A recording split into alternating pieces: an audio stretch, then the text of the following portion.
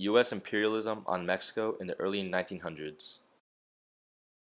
Mexico's situation.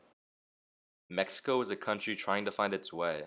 Previously being dictated by Porfirio Diaz, his style of government cared mostly about the wealthy, and it promoted the economy and industrialism at the expense of those in poverty.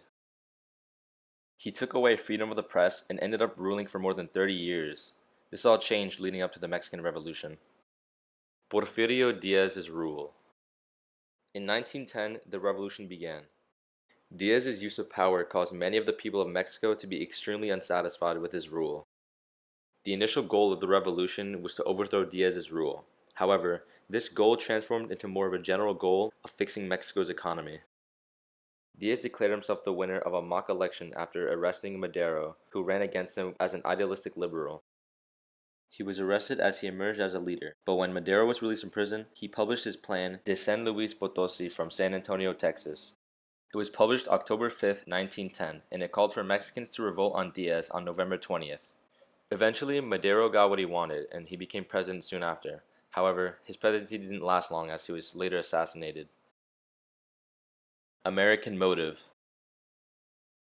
Before he was overthrown, Diaz passed many laws favorable to investors, which made economic unbalance and inequality in Mexico worse. American businesses invested lots of money and resources, mostly along the U.S.-Mexican border. Diaz's government and U.S. government cooperated closely during his rule. They favored Diaz for his prioritization of economics. United States involvement in the Mexican Revolution. The United States' involvement was interesting to say the least. The U.S. government just generally supported whatever side had more political power over the other.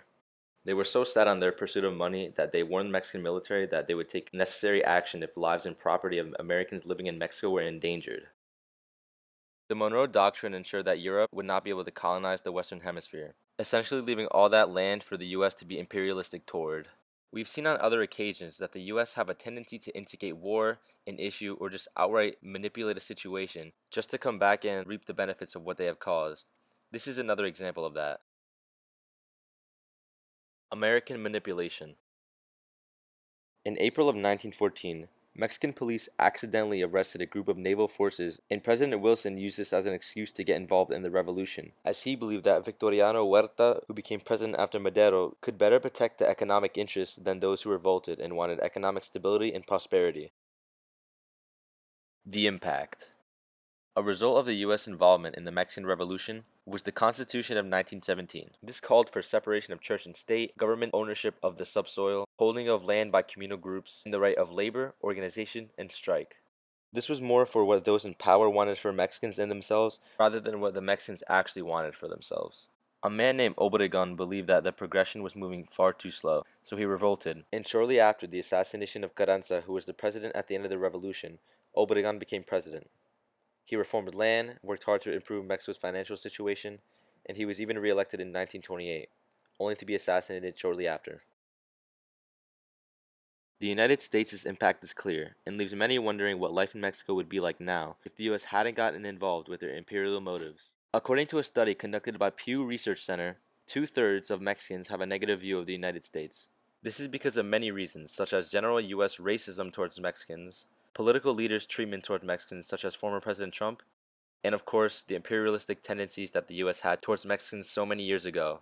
The general Mexican opinion currently is very neutral, leaning more towards the negative side. Hopefully this changes in the future as Mexico are our neighbor country, and it is imperative to keep good relationship with other countries. Thank you all for listening to American Imperialism on Mexico in the early 1900s.